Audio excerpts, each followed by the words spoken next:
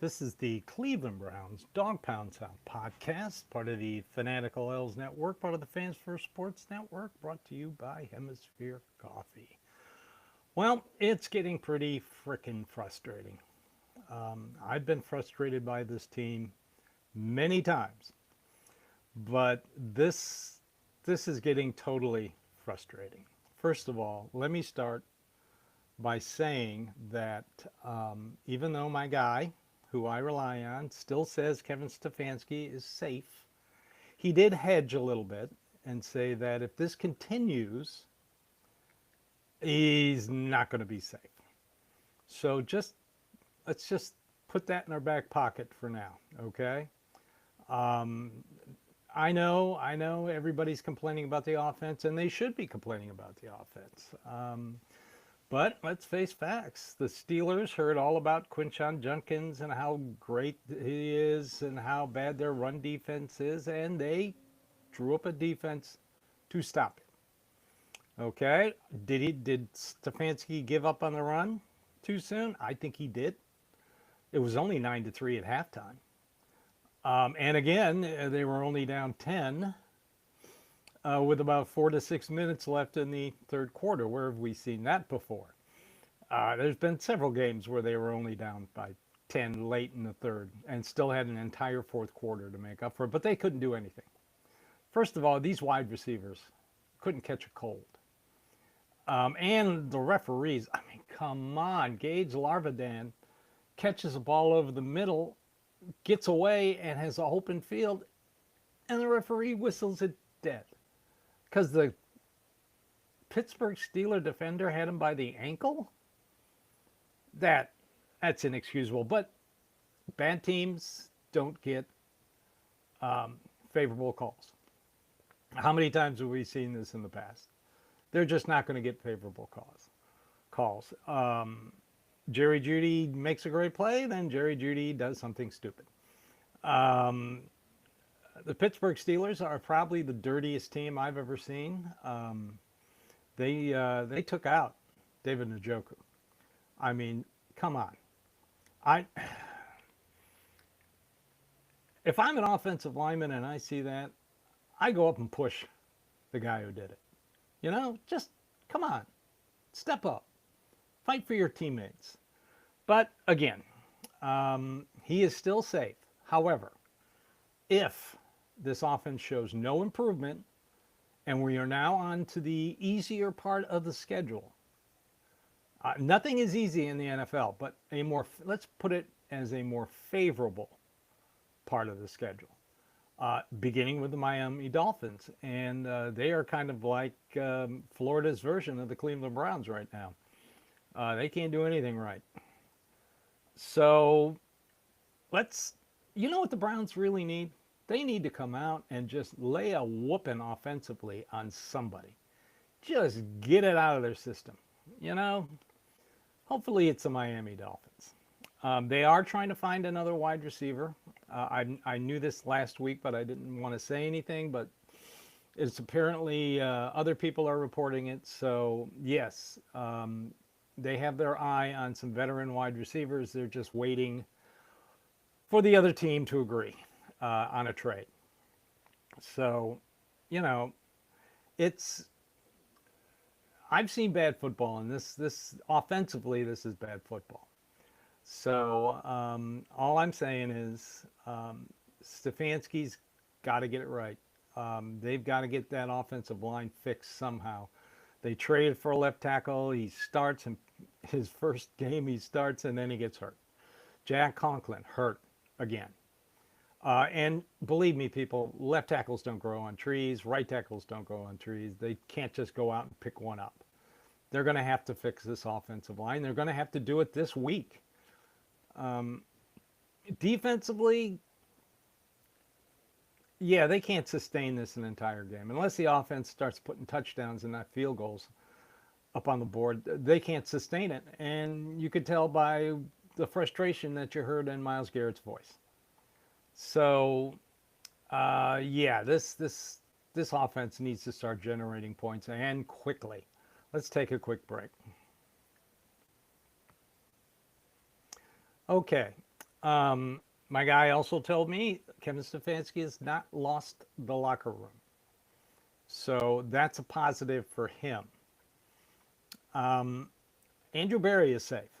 Before you start complaining about Andrew Berry, he's safe. He had a hell of a draft, and you're seeing that draft. Yes, these are rookies, and for a bunch of rookies to go in and play well in Pittsburgh, where now Mike Tomlin is 15-4 after a bye and 27-6 against rookie quarterbacks. That's just not, that's not. They had everything against them going in, but and let's face facts: the Pittsburgh Steelers did 9 points in the first half. That's all they had, and then everything just came unglued in the fourth quarter, as it always does. It's it's very frustrating, and I feel your frustration. I feel every Browns fan's frustration because I'm frustrated. So I know, and I know everybody's going to put out there they should never let Baker Mayfield go. Well, Baker Mayfield got run off this team. The entire coaching staff and half the fan base at that time wanted him gone because he was selfish. He only thought about himself. Now he's a team player. Great, good for him. Make it to the Super Bowl. Don't make a huge mistake in the playoffs and eliminate your team like you've done the last couple of years. But it wasn't going to work out. It was in the cards. Andrew Berry didn't get rid of him. Kevin Stefanski didn't get rid of him. Yes, they made a huge collective mistake in trading for Deshaun Watson. But he will be gone in 2027. Now, a lot of people are saying, well, he's eligible to come off the PUP list. Yeah, that's true. After 4 weeks, he was. And after that 4-week period, they have 5 weeks to activate him to practice. Once he's activated to practice, they have 21 days to decide if he will stay on the active roster. But here's the thing. If he is not activated to practice, they just let that deadline go. He stays on the PUP for the rest of the year. And that's what they're going to do. Now, as for next year, I don't know what they're going to do. That's next year. Let's get through this year first. And if you think Shedeur Sanders would have done better against this defense, the Pittsburgh defense, I got another thing coming for you. Dillon Gabriel was sacked 6 times, pressured 13 times. I guarantee you Shedeur Sanders would have been sacked at least a dozen times and probably would have turned the ball over a couple times. And the route would have been even worse. So I'm going to give Dillon Gabriel every chance in the world. Let's see how he does at home against more favorable matchups. Okay, they're 1-5. I thought they'd be 2-4, basically because I thought they'd beat Cincinnati, and then my money was on Minnesota in London. But the rest of the division is terrible. Pittsburgh showed a lot of guts. They weren't overwhelming. I think they get Cincinnati next, and then they have a tough part of their schedule. Like I said, Browns have 2 favorable games before their bye week, and then they play other teams where they can get victories. They play the Titans.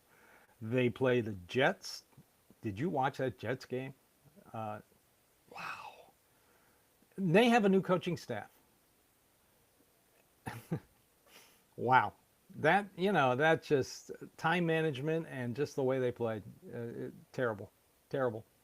And who else do they have? The Bears. And, they've got a shot. And if Joe Burrow doesn't come back, I think they can beat Cincinnati the last game of the season. But, like I said, and like my guy said, if this offense does not get better, you're going to start hearing rumblings.